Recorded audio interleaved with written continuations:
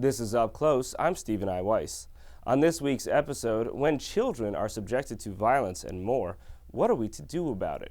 One of the most horrible single events in recent memory was the killing of 77 people, including dozens of children, in a bombing and shooting attack in Norway in 2011.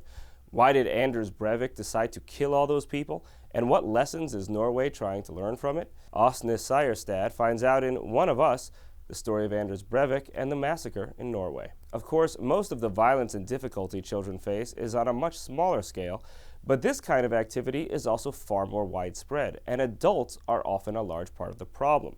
New York Times Magazine staff writer Emily Bazelon discusses that in Sticks and Stones, Defeating the Culture of Bullying and Rediscovering the Power of Character and Empathy. But first, here's my interview with Asne Seierstad. The story of Anders Breivik is something that if people don't remember his name, they know instantly when you just say, well, he was the guy who shot up that summer camp in Norway and killed many dozens of children. But what you're trying to do here is to tell the story from what it means within Norway. And here in America and broadly around the world, we all have our own lens that we view it through, but very few of us actually have a real sense of what it means, what it meant domestically. And so what do you think we're missing on the most basic level? I don't know what's missing, but what I did was to try to find out what happened. And I think that is important to find out the details, to find out the chronology of the events, to find out what made him, who were the kids on the island. And because the more you know, the easier you can come also to terms with it or deal with it. Because with such a terrible massacre as that, if you don't find out really what happened, there will be lots of myths coming out and already rumors and things that are not accurate. When you tell this story with so much detail, to me, the most depressing part of it, of all this detail about his life, was how much he could have been many other people. Was a well-behaved boy. He did fairly well in school, and he tried to adapt. He tried to find his gang, his people, his crowd, and somewhere to belong. That was like his search in life, always to try to find a place to belong, because he did not have a family. I think that is an important factor, the fact that he didn't have any support from home. But so do countless people. Yeah, and exactly, it's important. There's not one single explanation or one single factor. But when you say there might be a million people like him, I don't really think so, because it's the combination of these factors that made him.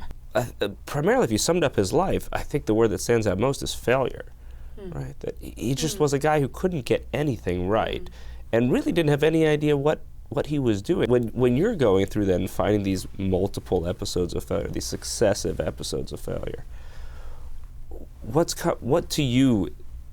is speaking out to you? This failure on a kind of say high level. He has everything he needs to succeed. He's good at school, but then because he wants to get rich quickly, he drops out. Not that he doesn't do his homework, but he decides not to finish high school because he thinks this is the time to buy shares. And then he's successful, as you say, for a couple of years, and then he loses everything. And then same when he wants to be a member of the Progress Party or do a career there, they don't really trust enough in him that they will, you're gonna be one of our candidates. But very often he's not rejected in the sense that you're not allowed to stay with us, but he's not the success that he sees himself as that he wants. So I think that's important, like on a more personal, psychological level. I think we also should not forget his father, the fact that the father left him when he was one, and he said to friends like, oh, if I once did something really great, maybe my father will see me. And now, discussing what will hurt us, Emily Bazelon. So we hear the word bullying a lot these days, and it seems to mean a lot of different things to a lot of different people. What's the real problem that it represents? So the real problem bullying represents is forms of mistreatment or abuse. They can be physical, they can be emotional, but they're repeated over time and they involve a power imbalance. That's a more limited definition of bullying than people sometimes use, especially parents if they're worried about their child. But I think it's really important to have a limited definition, because a lot of the conflict that kids engage in is not bullying. It's rivalries, it's a one-off fight, it's a dynamic in which the power balance shifts back and forth. And kids need to have some of those kinds of conflict. It's part of growing up, is learning how to deal with that. To be a bully, I never even called anyone a bully, and the word bully was never used that I can recall in any school I was in. But if I were going to define it, it would be getting hit in the face. Yeah, so the traditional bully, who people our age and older remember, is the kid who punches you in the face or takes your lunch money. So those kids were like a little thuggish, and they tended to be social misfits. They don't exist in large numbers anymore. They're not gone, but when you look at the rates of violent victimization in school, it's like this on the chart. It's way down. Schools have really figured out how to address the problem of violence.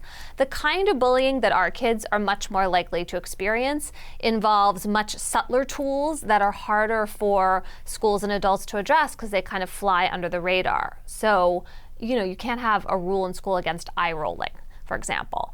But kids who are more manipulative, are trying to enhance their own social standing by making other kids their targets, they use gossip, exclusion, these harder to see things that are real. They have a real emotional impact. They often kind of move online, which is its whole own domain.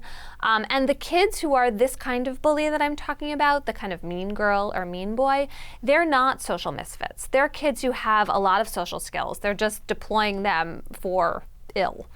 When we talk about this expanded definition and so forth, part of what comes with the catch-all bully term that's out there is this assumption that it's very much on the rise, that we're facing some kind of critical moment around bullying. But you don't think so? No, the numbers don't reflect that. Psychologists have been studying and tracking bullying for about 30 years in many countries. When they ask the questions in a consistent way, there is no rise in the data. It is true that moving social lives online and the whole phenomenon of cyberbullying has given kids another kind of weapon, another whole area. And in some ways, that kind of bullying is more visible because it leaves this permanent record.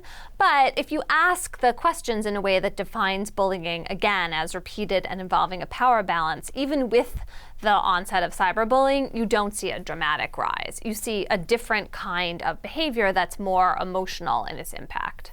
That's all for this week's abbreviated web episode of Up Close. A reminder, you can see the full episode of Up Close on the Jewish channel on cable, or listen to the full audio of the show as a podcast available on iTunes and your favorite podcast player. The Jewish channel is available on cable: Time Warner Cable Channel 1640, IOPLING Channel 505, RCN Channel 268, Cox Cable Channel 1, Bright House Channel 330, Verizon Fios Channel 900, and on Comcast and the on-demand menu on premium channels. For more information, visit tjctv.com.